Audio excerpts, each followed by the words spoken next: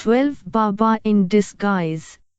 During my winter holidays in 1925, the year I was 7, Mother arranged for my Navjot to be performed at the Agyari, Zoroastrian fire temple, in Ahmednagar. Navjot, literally meaning new light, is the Zoroastrian thread ceremony, akin to the Christian confirmation. Usually when you reach the age of 7 or 9, the ceremony is performed at the Agyari by as many dasturs, priests, as you can afford to engage. The priests invest you with the pure white muslin garment called sadra, and tie around your waist the symbolic thread called kusti. You are now officially ordained a Zoroastrian.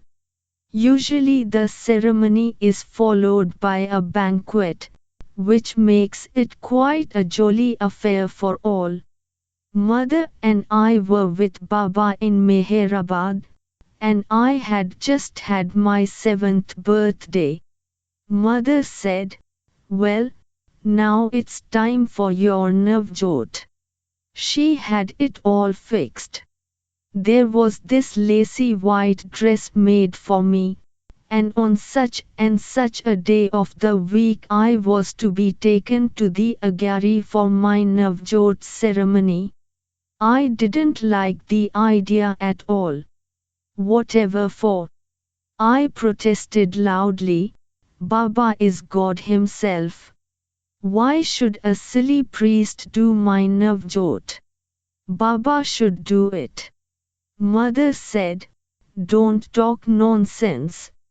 Merog may be God, but he is certainly not a priest. Only a priest can perform Navjot."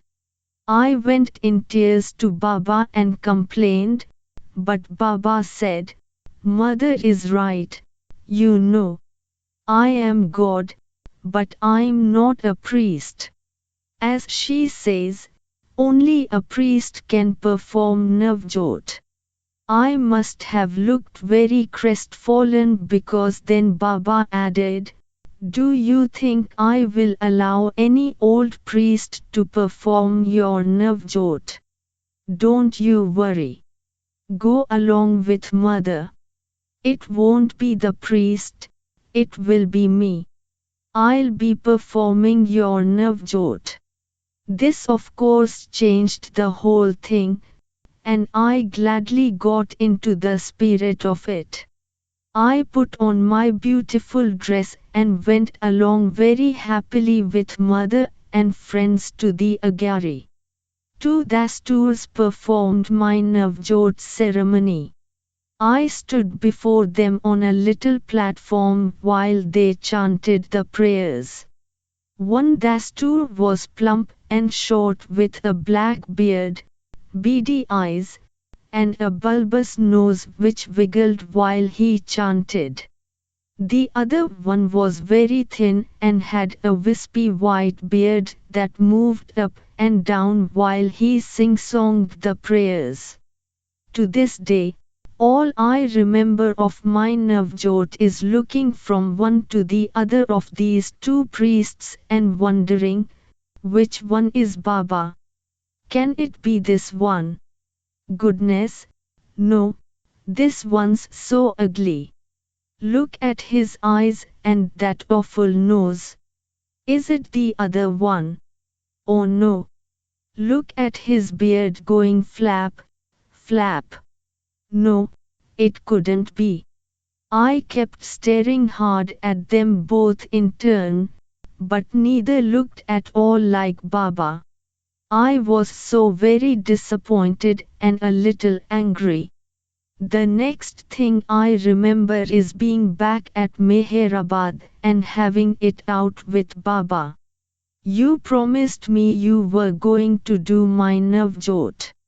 You promised," I cried, "and you didn't do it. You lied to me." Baba calmed me down and said, I did not lie to you. Of course it was me. I told you I would do your Navjot, and I did. But you weren't there. There were only the priests. I looked and looked, but I couldn't see you. Baba said, naturally you couldn't see me. How could you, when I had a mask on? Ah, everything fell into place, and my doubts vanished. I recalled how at Christmas time there would be someone in our neighborhood dressed up as Father Christmas, and we would wonder whose uncle was playing the part. We didn't know, because he wore a mask. Once again Baba had totally satisfied his kid sister. I went about happily telling everybody, Baba did my Navjot but he had on a mask. And to this day I wonder which of the two priests was Baba in disguise. Of course now I realize that Baba's words weren't only to satisfy a child. They were the truth. After all, Baba is in everyone, but we don't recognize him in all the masks he wears, do we?